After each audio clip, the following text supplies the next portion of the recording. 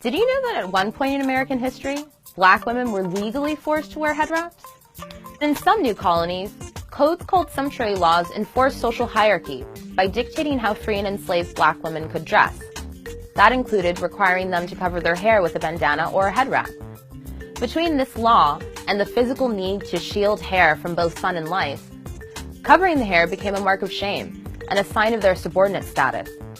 It was also a reminder that they could no longer practice traditional African hair care methods, like braiding, which was once a great source of pride. Slave women also covered their hair out of necessity, since they were often exoticized and kept as concubines by slave masters, drawing the anger and jealousy of their wives. A crude bandana would give them a homelier appearance that wouldn't attract sexual advances. This was later reflected in popular culture with stereotypical characters like Aunt Jemima and depictions of jolly domestic servants. But free black women, like the Creole population in 18th century Louisiana, used the head wrap as a way of rebellion, embellishing theirs with ribbons and feathers and jewels as an act of resistance.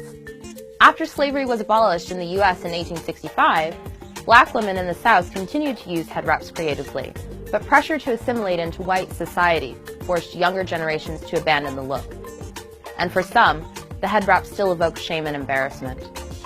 The civil rights and black power movements of the 1960s helped change that, as the item reemerged as a symbol of black pride, alongside the Afro and other Afrocentric styles embraced by icons of the time like Nina Simone and Maya Angelou. By the 80s and 90s, variations of the head wrap were part of a wider trend of black artists paying homage to African-inspired fashion. In the early 2000s, Erykah Badu and India Arie and Lauryn Hill all made it a part of their signature looks. And now, everybody wears them.